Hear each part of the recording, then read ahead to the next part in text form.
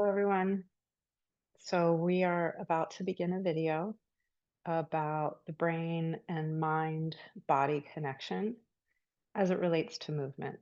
But before we begin, let's just start with a small moment of centering and some heart math meditation. So eyes open or eyes gently closed. Bring your awareness to your breath.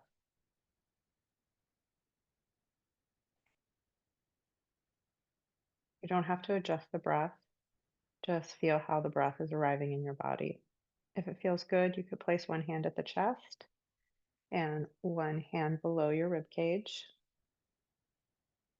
As you breathe, see if you can keep the quality of movement in the chest quiet and allow the movement to happen from the lower rib cage down.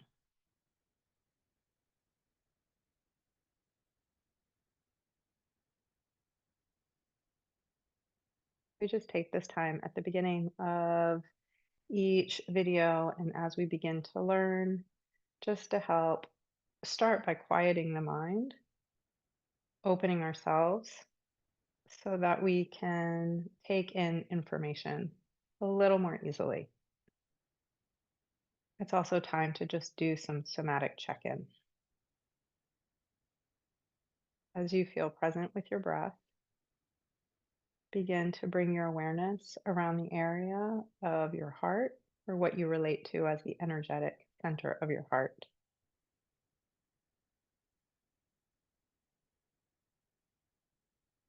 You may need to just take a little time to feel into this area.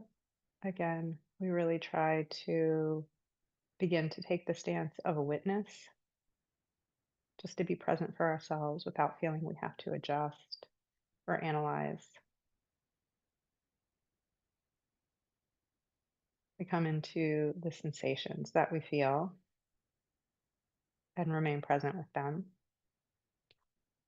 And when you're ready, you can begin to imagine that you are breathing into the heart, that the heart itself and expand with breath. And on the exhale, soften and release any tension that may be present in this area. You could perhaps feel the tension release into the earth or just out beyond you.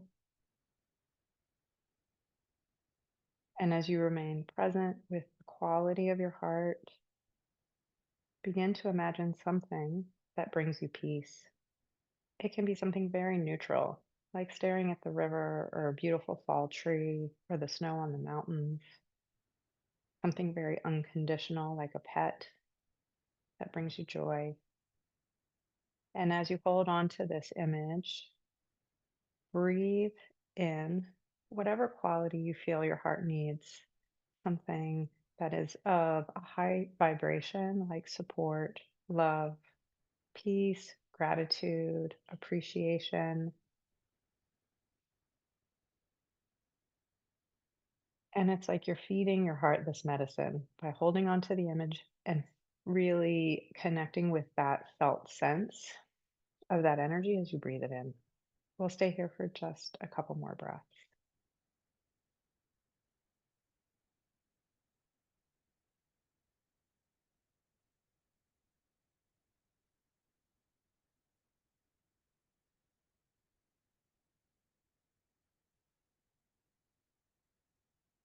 When you're ready, you can open your eyes or pause the video if you feel like you need to continue. And if you watch these videos in different segments, which of course you can do, um, you always can just take a few moments to practice heart math on your own. Okay, so let's begin.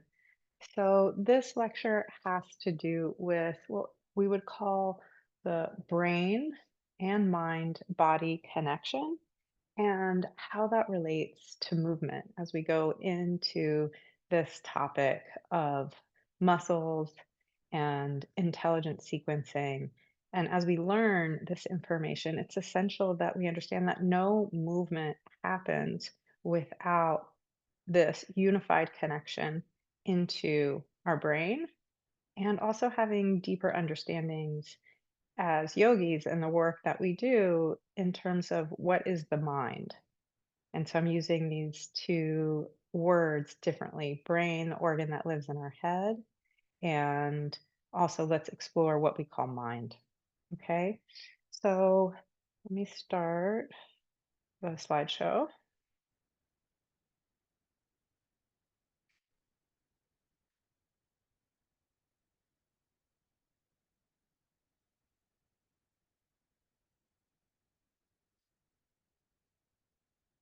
So before I read this sutra, I am going to tell a story of a woodcutter who uses the same saw again and again and lets it become dull and inefficient as he cuts wood for the winter.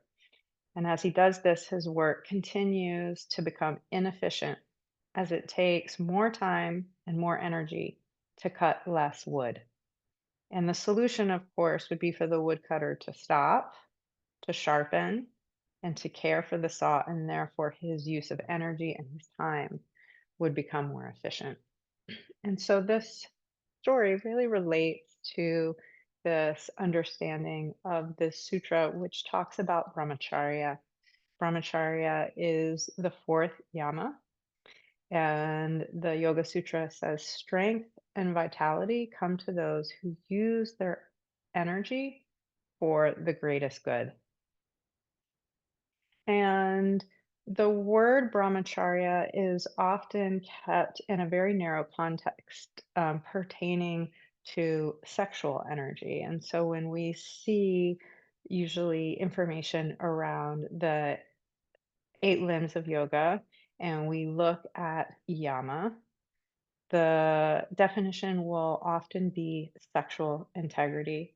And the reason is that yogis understood that our sexual energy is the most intense, powerful form of energy that we as humans have because we can use it for the greatest good, the deepest connection, creating new life, and we can also use it for the greatest harm.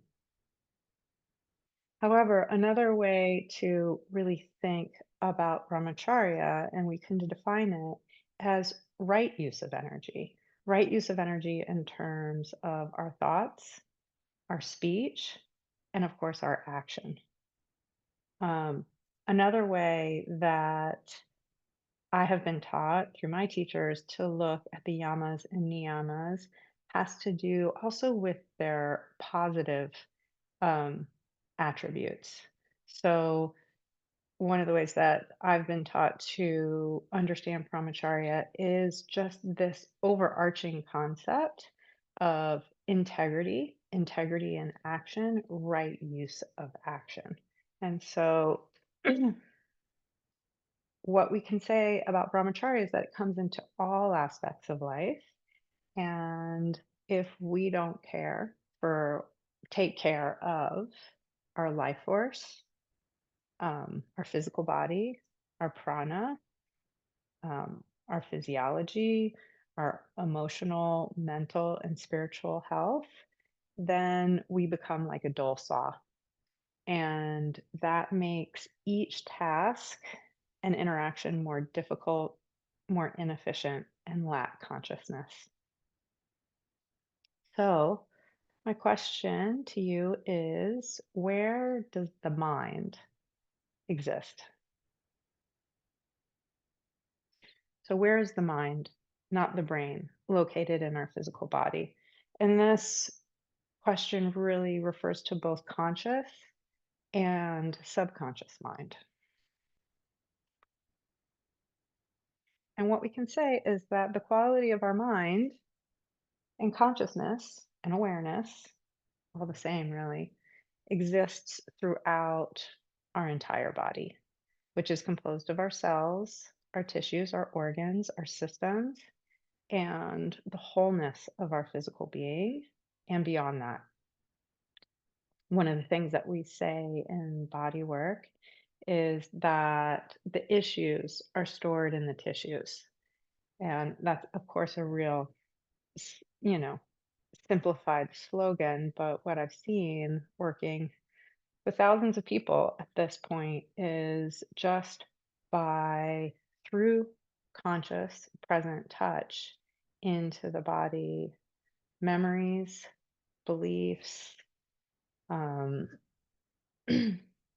emotions are really stored in our tissue and are able to come to the surface to be seen and acknowledged, be felt, when energy prana awareness is brought into these sort of hidden nooks and crannies in the body where we can store things.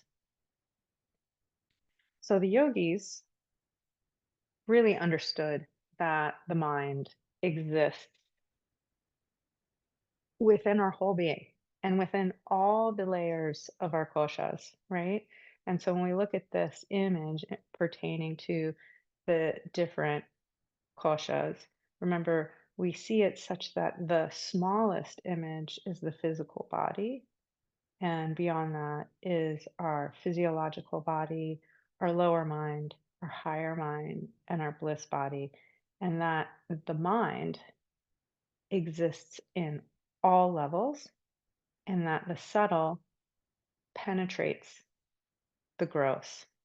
And one of the things that where I think this becomes really easy to understand is that on the level of the lower mind, which is the thinking mind, the monkey mind, the to do mind, when those thoughts become very fearful, negative, stuck, congested, how much this can really affect our physiological breath body, and then how much then, of course, that can affect our physical body. But it really goes from that which is more subtle to that which is more gross.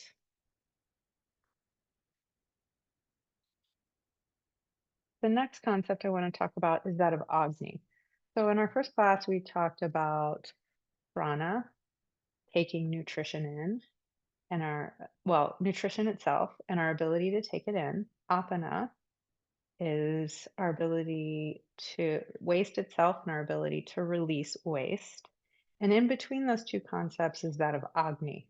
And Agni is our digestive fire. And when we support our Agni, when we build this digestive fire, we have the ability to support the exchange of nutrients and waste. Um, we can liken it, right? And Agni is an Ayurvedic term, and Ayurveda is the sister science to yoga. And we can liken this digestive fire to metabolism, which is the transformative process of utilizing that which is useful, making it us, and disregarding that which is no longer useful, that which is no longer us. And this takes place on all levels of who we are. So the experience of releasing waste is the energy of apana. And apana exists both on this tangible physiological level, of course, as our elimination, but it really very much exists on an intangible level in terms of layers of consciousness and subconsciousness, the mind, that which we no longer need to hold on to.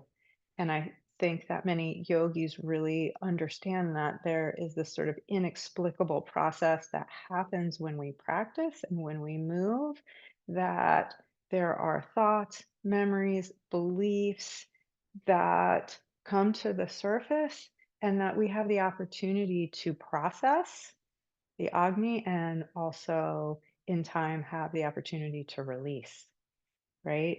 And so movement itself deeply contributes to this experience of healthy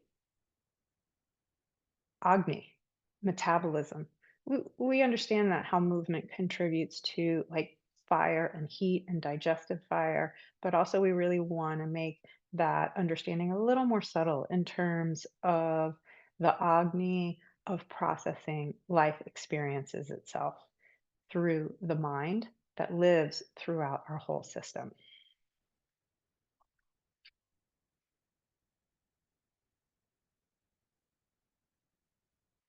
So, within the world of somatic understanding, we have an incredible teacher. Her name is Bonnie Bainbridge Cohen. She is the teacher of um, Amy Matthews, who is one of the authors of our Yoga Anatomy book that we use. So, a lot of the information that comes through Amy originally came from Bonnie. Bonnie is in her 80s, and she really is one of the most influential somatic healers of our time and educators. Her work spans about 50 years, and she has a lot of available free offerings online if you're ever interested. Bonnie Bainbridge Cohen, as you can see on the bottom.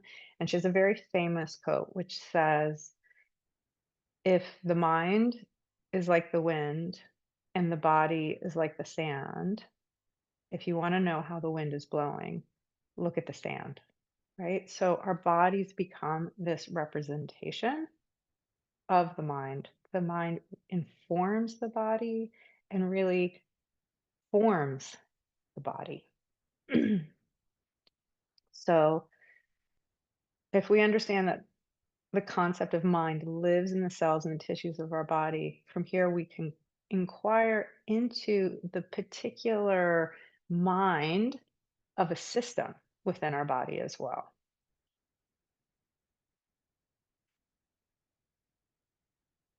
The other place that we really have a deep where it has been deeply developed, this understanding of mind within the body, is within traditional Chinese medicine and the five elements, which organize the different organs and systems of the body. And what the understanding in Chinese medicine is, and in the form of work of visceral manipulation that I do, in which we're working with the mobility of organs, is that the brain, so now I'm going to use the word brain, the organ of the brain cannot retain all the stress and function healthy in a healthy way. So the brain itself discharges stress into the body and in particular into the organs. And this can really explain why for some people how stress shows up for them maybe more digestively or maybe more respiratory or perhaps in their kidneys. And if you look at this chart, these are the specific elements, the organs that are part of those elements, and the first emotion that is listed is the emotion that someone is able to generally experience when things are flowing well in that organ and the cells are healthy, the tissues are healthy, circulation is good. And when there is more congestion within the organ, that would be the next emotion down. And when there's more depletion in the organ, that would be the third emotion. And so that's part of the interview process that if you go to an acupuncturist or someone like me who does Asian bodywork therapy, we're also looking for emotions that people are more somewhat stuck in. And that can really speak to what areas and organs and meridians we're going to address when we work with them. So, again, another example of the mind in the body. So, just like Bonnie talks about the mind of a system, now we're going to talk about the muscular system. And the mind of the muscular system is about doing and it's about action. So our muscles give us a lot of physical sensation. Muscles have a loud volume within the experience of sensation within our body. We can sense our muscles when we move, when we stretch. We're also sensing fascia there too.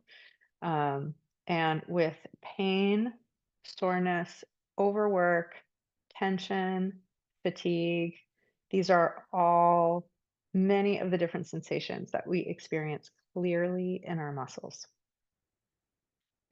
We most clearly sense our muscles in action when we are doing something. This felt experience of our muscles is also in combination with the circulatory system, our blood, and our nervous system. So the muscles are a very expensive tissue in that they consume a huge portion of the oxygen and the energy that we bring into our system.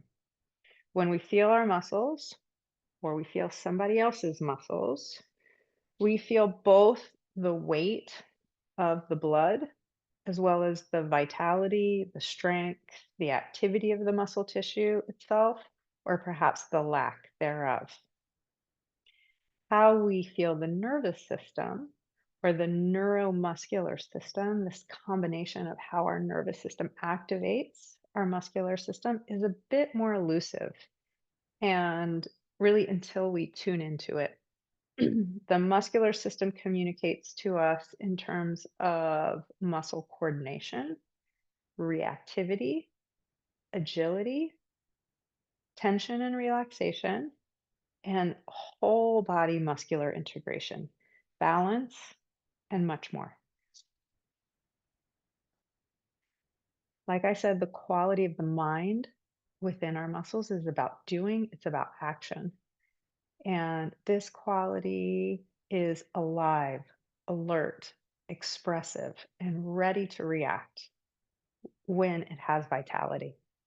And we could say that through this system, we really embody our vitality and express power and engage in the dialogue of resistance and relief. Muscles are an easy system in the body to work with um, in terms of embodying and experiencing Sthira Sukha, right? To have a felt sense of stability and ease in equal measure. It is through this muscular system that we really can first connect into these concepts of right action in asana, in posture, and even in other moments of our life, because the muscles give us so much sensation. By tuning into that sensation, we can begin to notice how are we posturing in any moment if we bring our attention to that area. So we have this concept of the principle of progressive adaptation. And this is a physiological and biomechanical concept, which says that over time, our tissues and our cells adapt to the forces placed upon it, right? And our muscles are a really one of the easiest places to relate to this concept because our muscles are incredibly trainable and can teach us very clearly about this principle of progressive adaptation, both when they're cared for and when we're stimulating the muscles, and also on the opposite side when there is atrophy happening and the muscles are not receiving stimulation and movement. Okay. And progression is a concept we're really going to dive deep into throughout this entire module. And this idea of progressive movement. What is progressive movement? Here is a picture of one of my most influential teachers. His name is Matthew Krebs. He has taught me so much about the idea of progression in movement and how moving from places that are more simple, more stable, and integrating those understandings and slowly progressing into places that are less stable and more complex, and how that integrates between the brain, the body, and the mind. So all of those places come into all of those parts of ourselves really come into play when we are really breaking down progression and progression of movement and progression of forces and adapting tissue. Okay.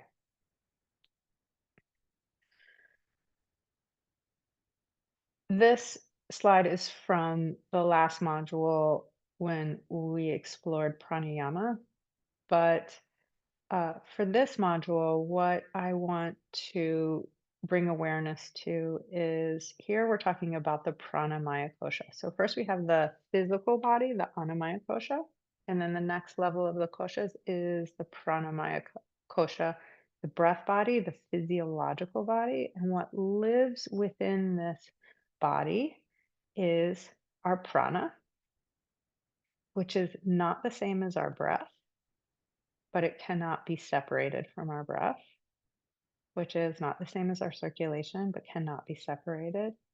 Our biochemistry, this quality of flow, not just within movement, just in all levels of our system, with our mind, with our emotions, our spirit.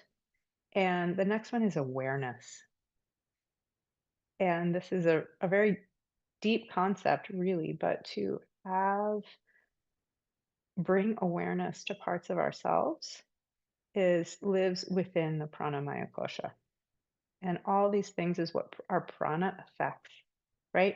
And our awareness affects our prana. They all affect each other and they are impossible to separate, but they are not the same thing.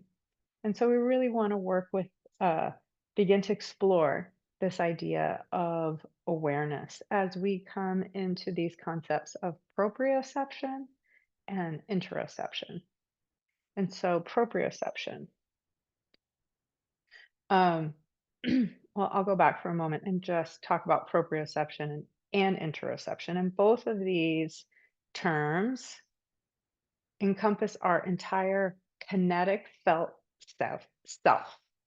Okay, proprioception and interoception are concepts around our felt self.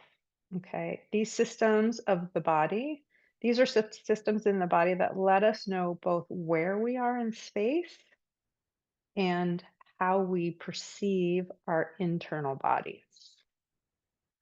So, proprioception is the sense of where our body is in space and how it relates to gravity. Proprioception relies on information transmitted to and from our brain to joints and our vestibular system, as well as our vision. I'll add that. Okay. And so proprioception is the sense of where our body is in space and it relies on information received and interpreted by the brain from multiple inputs. And so we can look at what we would call a proprioceptive loop. Okay. And so we see the person in the bottom right corner creating movement, but it's really this big feedback loop between our vision, our vestibular system within the brain, which really has everything to do with our balance, and then information that's coming from the joints and the tissues that surround the joints. All of that is sent into the brain, it's interpreted and sent into the body, and it continues to just be this big feedback loop. You know, we can think of it really just even simple, what we would consider a very simple movement, like stepping off of a curb and not falling. Why don't we fall? Why don't we even think about it often? We're in mid conversation, we're stepping off a curb, and it's all these different parts of the self that are recalculating our balance, where we are in space, and how to create this movement efficiently and safely. All happening behind the scenes. It's really quite amazing. Um, the skin itself also sends some sensory information too about touch and temperature and pressure that comes into it as well. So there's so much information coming into the brain. Here we can see Another example of how the brain receives and interprets information from the vestibular organs, the eyes, the stretch receptors within the skin, muscles, joints send information about the position and parts of the body. Okay. So, one of the areas that we will mostly be examining has to do with joints. All right. So, ligaments, tendons, and synovial joints. Synovial joints are the joints in our body that articulate, that have movement, are rich with proprioceptors and send information about body position. Stretching or compressing a joint stimulates its proprioceptors to transmit signals to the brain and then coordinates and executes movement function. Without joint movement, the brain receives very little proprioceptive input and is unable to fully adapt it or modify its motor plan. So it's really the joints that are sending the majority of information concerning movement. Here is one example of a proprioceptor because it's like, what are these proprioceptors? So one example of a proprioceptor is what's called a Golgi tendon organ, and this lives within the tendons itself. It's a little confusing because it's called an organ, but this is a type of nerve, so it's nervous cell tissue. And a Golgi tendon organ is a sensory receptor located at the junction of a muscle and its tendon. And what this nerve receptor detects is changes in muscle tension, essentially signaling how hard a muscle is contracting. And this provides feedback to the nervous system about force arriving in the muscle so that it can prevent the muscle from damage due to excessive force.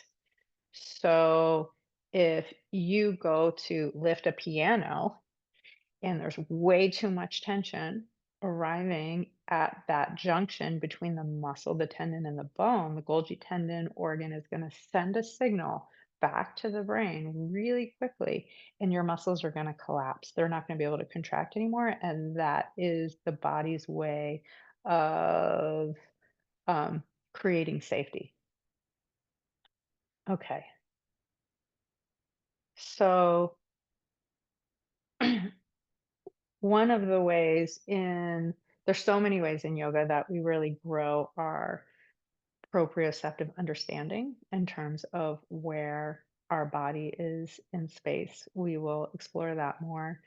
One of the ways that gives us a ton of feedback about proprioception is the use of props, the use of our hands on our body, having feedback from something outside of our body. So if I placed a block on my head and said, told the class, reach the crown of the head towards the sky, that feedback of something from outside of the body um, gives this understanding of where the body is in space.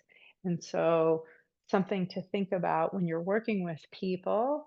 Um, and they need support in growing their proprioceptive awareness is also finding ways to provide outside feedback outside of themselves.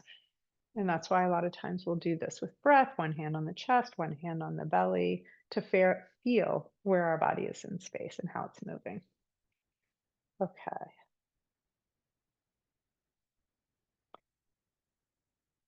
let's talk about the brain. Mm. So here is an image, a superior view of the brain.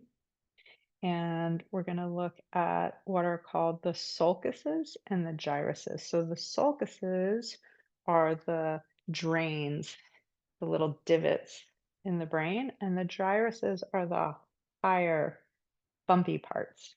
Okay. So a brain gyrus is a ridge or a bump on the surface of the cerebral cortex, which is the outermost layer of the brain. And our brains actually have pretty similar anatomy when it comes to the sulcuses and the gyruses. And within brains, healthy brains, we have within the cerebral cortex both a sensory and a motor gyrus. Okay. And every physical body part has a sensory connection within this postcentral gyrus, and every body part also has a motor connection within the precentral gyrus. And these connections form a neural map, or we could say like a hologram of the physical body and the brain, which is referred to as the homunculus. And that the origins of that word means little man in the brain. And here we have a frontal section cut of those gyruses, and those areas of the cerebral cortex have this specific representation and connection into those parts of the body. So the sensory homunculus is comprised of receptors in the brain that receive input from the body. So it's taking input from the body. And it's really essential for our sense of touch. The motor homunculus is comprised of pathways from the brain back into the body, which control voluntary movement of our muscles. And as we see, distinct regions of each gyrus correspond to specific regions of the body. This next image was done at a university, and it is like pretty exact in terms of the amount of representation that each part of the body has in the brain. So that's a homunculus. And it's a visual representation as a person with body parts sized to match the relative density of their sensory and motor neurons within the brain. So, in both the sensory and motor renditions of the homunculus, the hands and feet are depicted as quite large 'cause they have huge sensory representation within the brain. And the pelvis, by contrast, takes up little space in this model. The disparity among the size of the representation of different parts has to do with their importance in terms of a person's survival. And hands and feet, long ago, were key for mobility and gathering food, and therefore have strong representation within the brain. And the intricacies of the movement of the pelvis, you know, um, knowing if we're an anterior tilt or posterior tilt, if one side is higher, one side is lower, is less important in terms of survival and just occupies less real estate in the brain. So as a result, many people have minimal awareness of pelvic sensation and difficulty determining its position. Same with the neck. And our hands and feet are the easiest to sense and to know where they are in space. Information received from proprioceptors moves through the nervous system to stimulate the homunculus. However, factors such as chronic pain, trauma, immobility, and simply lack of use can alter the brain's map of the body, and some body parts may become harder to detect and use, while others can experience increased sensitivity. And so we have this word, and it's called smudging. And smudging is a term used to refer to when the brain's interpretation of location, function, and sensory experience of a body part becomes distorted. And that's like a dull saw, right? It would be like writing a word clearly on a chalkboard. And that would be a metaphor when the brain and the part of the body are communicating really well, and easily um, for movement, and smudging would be like taking an eraser and smudging that word. It isn't very well read. You can't read it easily. And then that represents the brain and the body have really l- lost a lot of communication, how to create specific movement or large movement. So here is an image of someone's brain with chronic pain or a healthy brain that's experiencing acute pain. Okay. So chronic pain, and what these colors represent are smudging that's happening in these different areas of the brain. This actually comes from a brain scan. And more serious, of course, is chronic pain. Studies have found that chronic pain patients, that there was actually a decreased cortical thickness in specific areas of the brain that corresponds with loss of neurons and slower speed of synapse connection communication.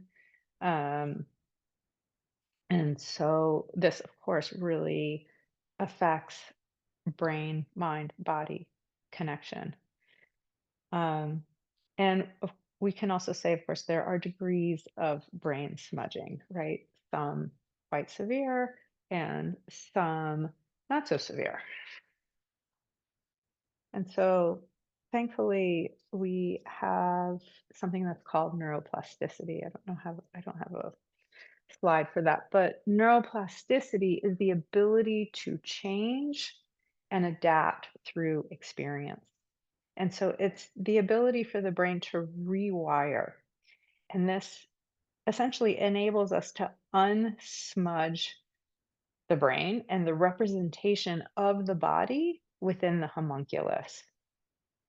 Um, and this within yoga, and not just asana, of course, but in particular asana, uh, when practiced appropriately, refines sensory awareness and motor skills through progressive movement, step by step movement. Um, and it also really provides nervous system regulation, right? Because we can understand that, because there is this complete connection between the brain and the body, that when the nervous system is more regulated, meaning we're calmer, we're more present, we're more in our bodies in the moment, that really contributes to the ability to strengthen this brain mind body connection as we move through appropriate progressive movement. Okay, so the next concept is interoception. And interoception is the sense of what's happening within our bodies by being aware of internal physical sensations and emotions. This relates to the physical sensation of our internal organs, such as our heartbeat, feelings of our breath, our sense of hunger, thirst, fullness. Interoception also provides feedback about our emotional state in terms of what sensations we feel when we're nervous, angry, anxious, content, happy, joyful. It is our interoception that allows us to answer the question, how do I feel?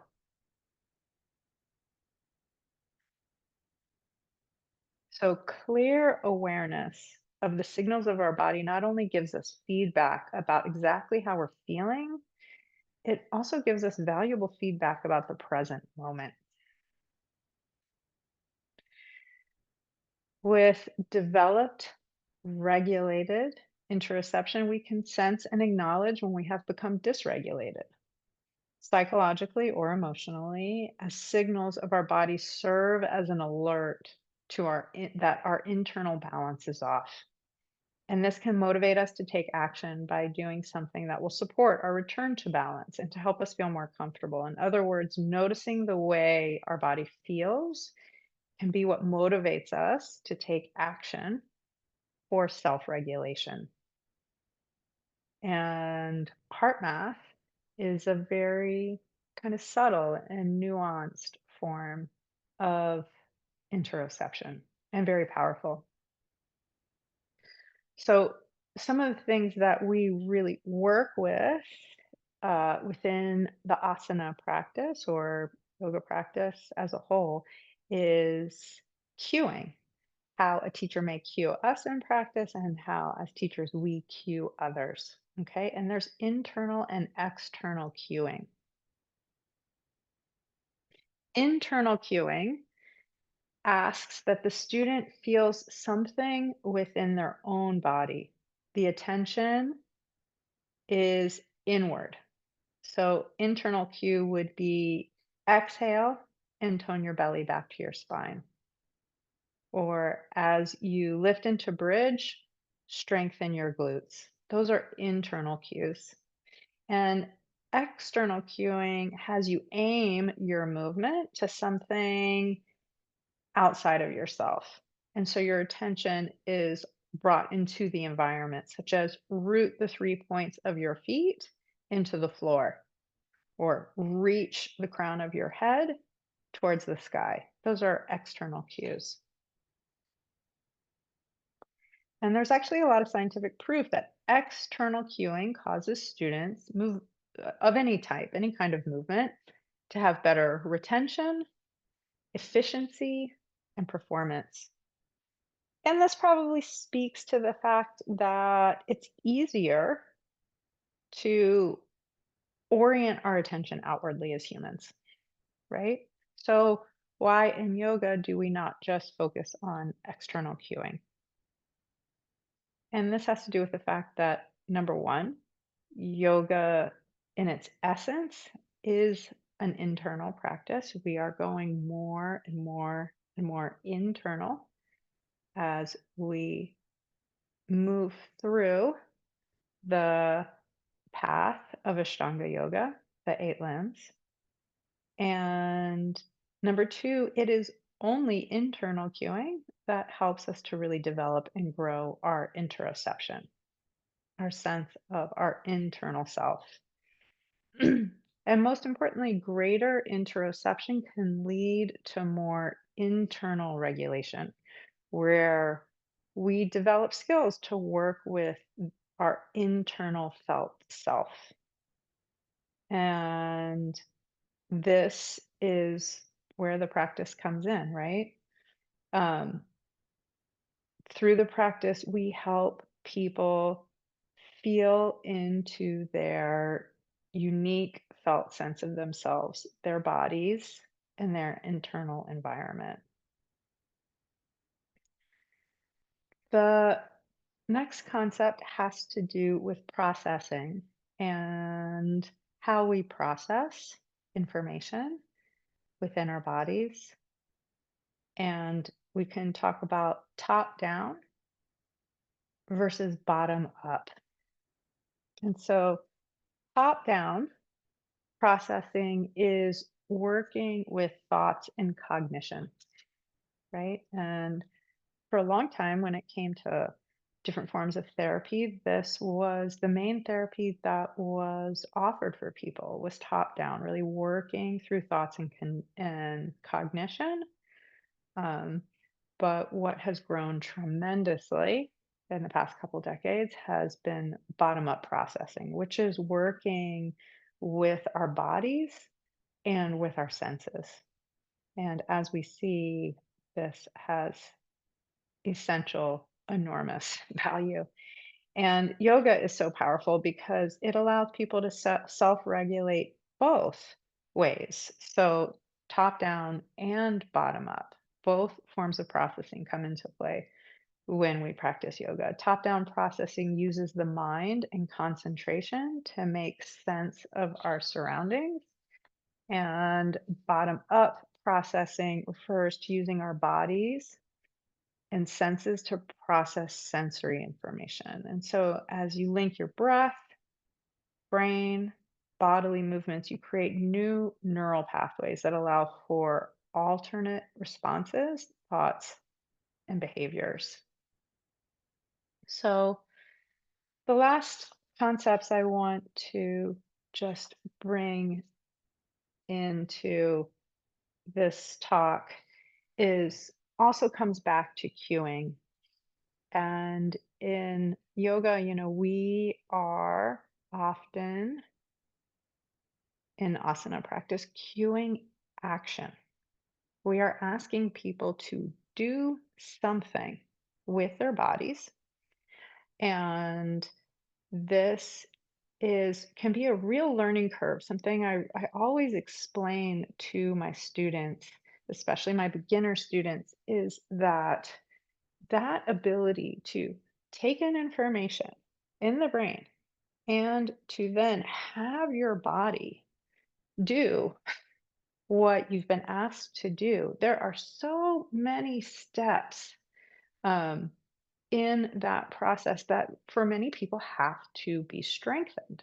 One of the things that I like to tell my new students is I might give you three instructions. It might be too much.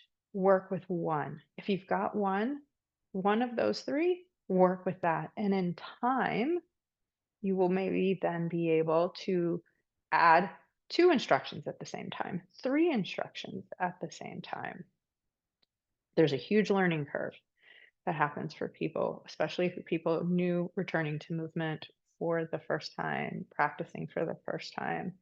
And however, it is essential to cue action, right? To be clear in what we are asking people to do with their bodies because it helps them form that brain body mind connection. And of course we always invite people to do what's right for them when we are cueing action. And then the other concept that we're going to dive into much more throughout this whole module has to do with progression.